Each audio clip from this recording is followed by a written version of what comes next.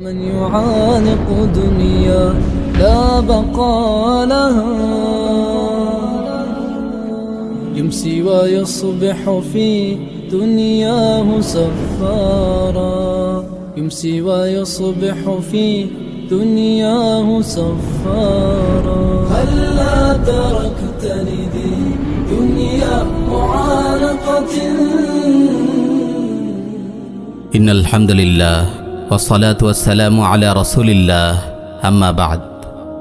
প্রিয় ভাই ও বোন, কখনো ভেবে দেখেছেন পৃথিবীতে আপনার কি কাজ, কি উদ্দেশ্যে আপনি দুনিয়াতে এসেছেন? অন্য সব প্রাণীর মতো পেট পুড়ে খেয়ে আরামে ঘুমানোই কি আপনার জীবনের পরম লক্ষ্য? আল্লাহ তাআলা বলেন, ওয়ামা খালাকাতুল জিন্না ওয়াল ইনসা ইল্লা লিয়াবুদুন, আমি জিন ও ইনসানকে কেবল আমার ইবাদতের জন্যই সৃষ্টি করেছি। কখনো জীবন নিয়ে ভেবেছেন? মরণের কথা চিন্তা করেছেন? আল্লাহ রাব্বুল আলামিন কেন জীবন মরণ সৃষ্টি করেছেন? কুরআনুল কারীম খুব স্পষ্ট ভাষায় এই প্রশ্নের উত্তর দিয়েছে। আল্লাযী খালাকাল মাউতা ওয়াল হায়াতা লিয়াবলুয়াকুম আইয়ুকুম আহসানু আমালা, যিনি সৃষ্টি করেছেন মৃত্যু ও জীবন তোমাদেরকে পরীক্ষা করার জন্য কে তোমাদের মধ্যে কর্মে উত্তম। কখনো ভেবেছেন আপনার এই জীবন সফরের সর্বশেষ মঞ্জিল কি? জীবনের পরম সাফল্য ব্যর্থতা কি? আলহামদুলিল্লাহ, কুরআনুল কারীম আমাদের জীবন জিজ্ঞাসার সব উত্তরই দ্ব্যর্থহীন ভাষায় দিয়ে রেখেছে। কুল্লু নাফসিন যায়িকাতুল মাউত ওয়া ইন্নামা তুওয়াফাউনা উজুরাকুম ইয়াওমাল কিয়ামাহ ফামান যুহজিহা আনিন নারি ওয়া উদখিলাল জান্নাতা ফাকাদ ফাজ ওয়া মাল হায়াতুদ দুনিয়া ইল্লা মাতাউল গুরুর। প্রত্যেক প্রাণী মৃত্যুর স্বাদ গ্রহণ করবে, আর কিয়ামতের দিন তোমাদের কর্মফল তোমাদেরকে পুরোপুরি দেওয়া হবে। তখন যাকে জাহান্নাম থেকে সরিয়ে জান্নাতে প্রবেশ করানো হবে সেই সফল কাম, আর পার্থিব জীবন ছলনাময় ভোগ ছাড়া কিছুই নয়। আল্লাহ রাব্বুল আলামিন সুস্পষ্ট ভাষায় জানিয়েছেন, সফল কাম হলো সেই যে জাহান্নাম থেকে নাজাত পেয়ে জান্নাতে পদার্পণ করতে পেরেছে। জীবনের পরম সাফল্য ব্যর্থতার হিসাব মিলাতে পেরেছেন তো? প্রিয় ভাই ও বোন, মুমিন মাত্রই তার জীবন নিয়ে ভাবে।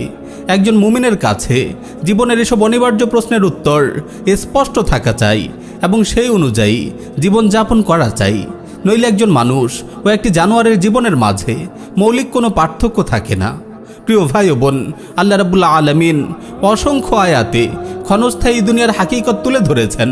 আল্লাহ তাআলা বলেন, ইন্নামা হাযিহিল হায়াতুদ দুনিয়া মাতা ওয়া ইন্নাল আখিরাতা হিয়া দারুল কারার। এই পার্থিব জীবন তো অস্থায়ী উপভোগের বস্তু, জেনে রেখো আখিরাতই হলো চিরস্থায়ী আবাস। তিনি আরও বলেন, সব মানুষ কুফরের দিকে ঝুঁকে পড়ার আশঙ্কা না থাকলে তিনি কাফিরদেরকে তাদের চাহিদার চেয়েও বেশি সম্পদ দান করতেন। এমনকি তাদের ঘরের ছাদ, দরজা, সিঁড়ি ও খাট সব সোনারূপার করে দিতেন। দুনিয়াকে আল্লাহ তাআলা সুশোভিত করেছেন তার শত্রুদের জন্য এবং সেই সব মূর্খদের জন্য যাদের ভাগ্যে আখিরাতে কোনো কল্যাণ নেই। রাসূল সাল্লাল্লাহু আলাইহি ওয়াসাল্লামকে তিনি তাদের চাকচিক্যের দিকে দৃষ্টি প্রসারিত করতে নিষেধ করেছেন। যারা দুনিয়ার ভোগবিলাসে মত্ত হয় তাদের নিন্দা করেছেন। অনেক অবুঝ ভাই ইউরোপ আমেরিকার বস্তুগত সমৃদ্ধি ও তাদের ভোগ বিলাসিতা দেখে বিস্মিত হন। তাদের জন্য কোরআনের এই আয়াতে রয়েছে অনেক বড় শিক্ষা। আল্লাহ তাআলা নবী সাল্লাল্লাহু আলাইহি ওয়াসাল্লামকে বলেন, যারহুম ইয়াকুলু ওয়া ইয়াতামাত্তাউ ওয়া ইউলহিহিমুল আমাল ফাসাউফা ইয়ালামুন। আপনি তাদের ছেড়ে দিন, তারা খেতে থাকুক, ভোগ করতে থাকুক এবং আশা তাদের মোহাচ্ছন্ন করে রাখুক, অচিরেই তারা জানতে পারবে। প্রিয় ভাই ও বোন, জীবনের চরম পরিণতি এবং আখিরাতের পরম সাফল্য ব্যর্থতা সম্পর্কে সব সময় সচেতন থাকুন।